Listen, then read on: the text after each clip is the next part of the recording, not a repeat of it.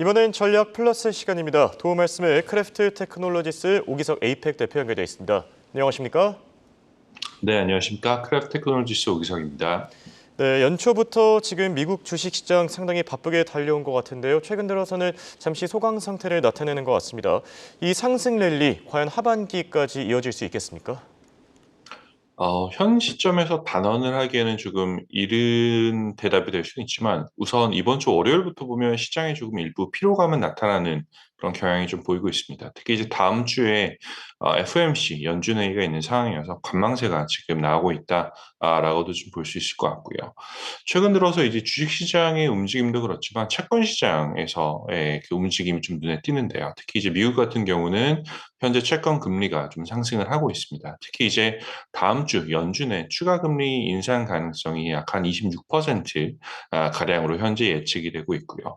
그 현 시점에서 단언하기는 좀 어렵지만 부채 한도 문제는 해결이 잘 되었습니다. 다만 그럼에도 불구하고 오히려 시장은 지금 부채 한도 문제 해결에 대한 그 축포보다는 오히려 이제 다시 인플레이션과 그리고 금리의 방향성에 다시 주의를 기울이고 있는 것이 아닌가라는 생각이 좀 들고 있는데 연초 이후 지금 사실 시장의 랠리를 이끌었던 여러 가지 이유들 중에 가장 중요한 것 중에 하나가 커머디티, 그 상품 가격의 하락이었습니다. 인플레이션에 대한 이제 그 부담감을 줄여주는 그런 움직임이었는데 이번 주 들어서는 커머디티 상품 가격이 조금씩 반등하는 모습을 보이고 있다라는 것은 인플레이션이 예상보다 좀 더 고착화될 가능성이 크다라는 이야기로 연결이 될 수가 있고요. 특히 지금 커머디티 가격이 상승하는 원인 중에 하나로 이제 꼽을 수 있는 건 우크라이나 그리고 러시아의 전황이 최근 들어서 이제 우크라이나의 본격적인 반격으로 새로운 국면을 맞이하는 것도 지금 현재 주의를 해야 되는 부분입니다. 특히 이제 이번 주에 있었던 우크라이나의 카우카댐 붕괴 같은 경우는 전 세계 주요 곡창지 중에 하나인 우크라이나의 그 곡물 공급 마비가 발생할 가능성이 다시 대두가 되고 있고 그로 인해서 현재 농산물 가격 자체가 좀 다시 상승하거나 변동성이 올라가는 이제 그런 모습을 보이고 있습니다. 네, 얘기를 듣다 보니까 지금 새로운 리스크들이 하나둘씩 등장하고 있는 것 같은데요. 크래프트 테크놀로지스가 운영하는 AI 모델은 현재 시장의 위험도 어느 정도로 평가하고 있습니까?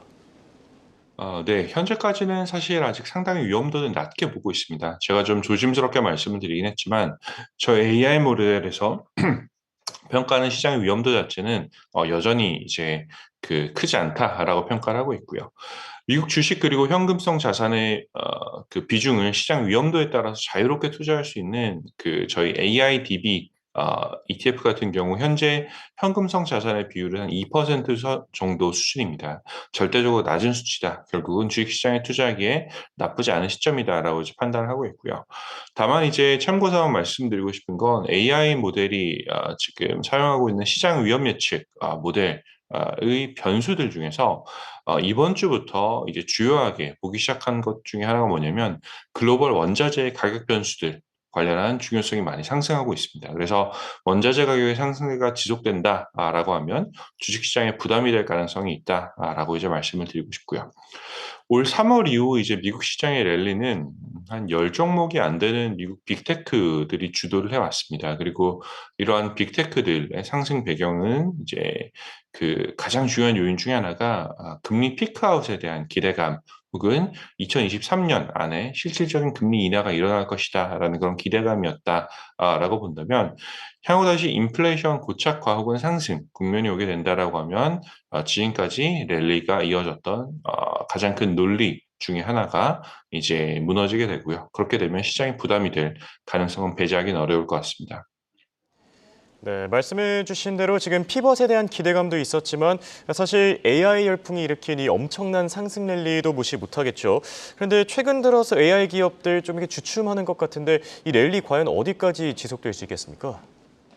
네, 말씀 주셨던 것처럼 올 한 해 가장 큰 테마 혹은 가장 많이 이제 투자자들이 이야기하는 전략 중에 하나는 인공지능 관련한 주식들이 이다라고 봐도 과언이 아닐 것 같습니다. 뭐 챗GPT부터 시작해서 시작된 AI 테마는 뭐 개인, 기관 할 것 없이 인공지능 관련주에 대한 굉장히 큰 관심을 이제 모으고 있고요.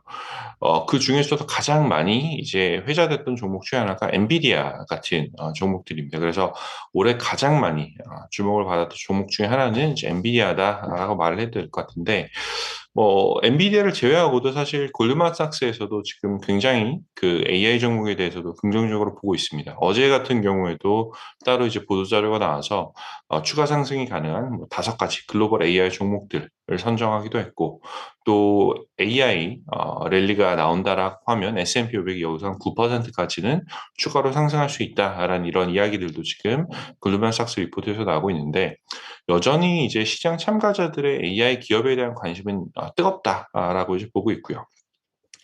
다만 이제 슬슬 일부에서는 너무 AI 종목들이 많이 상승한 것이 아닌가라는 그런 경고성 보고도 나오고 있습니다. 이번 주 수요일에 있었던 월스트리트저널 기사를 보면 이제 올해 급등했던 메가캡들에 대한 경고가 나오고 있거든요. 올해 시장을 보면 한 8에서 한 10종목 정도의 메가캡 아 특히 이제 빅테크 AI 종목들 위주로 이제 상승세를 보이고 있는데, 거기에 대한 이제 좀 우려 기사가 월스트리트저널에서 나왔고요. 여러 이유 중에서 이제 보면 밸류에이션에 대한 부담이 가장 큰 이제 이런 기사가 나오게 된 배경 중에 하나다라고 볼 수가 있습니다.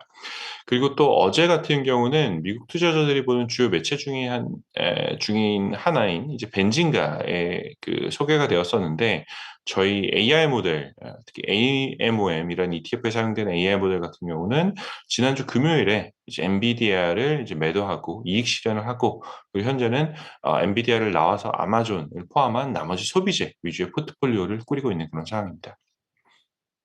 네, 개인적으로 가장 궁금한 부분이기도 한데요. 지금 월가 애널리스트들의 의견을 보면은 대부분 엔비디아에 대해서는 지금 매수 의견을 내놓고 있는 걸로 알고 있습니다. 그런데 크래프트의 AI 모델은 왜 매도 의견을 내놓은 겁니까?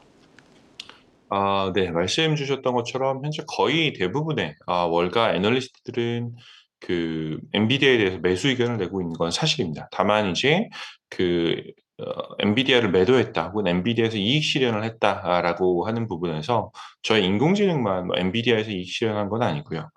서학개미 투자자분들 같은 경우도 지난달 말부터 이제 엔비디아를 대량 매도하고 있다 혹은 엔비디아에서 이익 실현하고 있다라는 그런 데이터들이 지금 확인이 되고 있고요. 단기 이제 주가가 급등을 하면서 이익 실현에 나선 것으로 이제 판단을 하고 있는데, 최근 이제 서학개미 분들 같은 경우는 반도체 주식 하락에 대해서도 일부 이제 인버스 ETF를 활용해서 베팅을 하는 이제 그런 경향이 보이기도 합니다. 저희 AMOM ETF에 적용되는 크래프트 AI 모델 같은 경우는 기본적으로 이제 모멘텀 전략을 사용을 합니다. 모멘텀 전략이라고 하면 주가가 지금까지 올랐던 기업들을 기준으로 이제 추가적인 투자를 한다라는 이제 그런 전략이라고 보시면 되는데, 저희 AMOM ETF 같은 경우도 지금까지 주가가 상대적으로 더 많이 올랐던 기업들 기준으로 포트폴리오를 선정을 합니다. 다만 이제 전통적인 모멘텀 전략과는 달리 마지막으로 한 번 더 이제 AI가 의사결정을 하는데, 지금까지 AI 모델의 투자 패턴을 살펴보면 AMOM 같은 경우는 매월 리밸런싱이 있었던 리밸런싱 과정에서 모멘텀 있는 종목들을 투자 유니버스로 삼지만, 동시에 모멘텀이 너무 가파르게 상승했던 종목들 혹은 가파르게 상승하는 그런 구간에서는 오버슈팅된 종목들, 너무 이제 고평가된 그런 종목들은 배제를 해왔던 그런 경향성이 좀 보입니다. 그래서 모멘텀이 있다라고 해서 무조건 다 투자하는 게 아니라 이제 급등주에 대해서는 일부 좀 조심스러운 이제 그런 이제 투자 의사결정을 가져가는 그런 경향성을 보이고 있고요. 그로 인해서 이번 달 같은 경우는 이제 엔비디아를 제외를 하고, 또 상대적으로 빅테크 중에서 상승폭이 낮았던 아마존을 좀 갈아탄 것으로 추정을 하고 있습니다.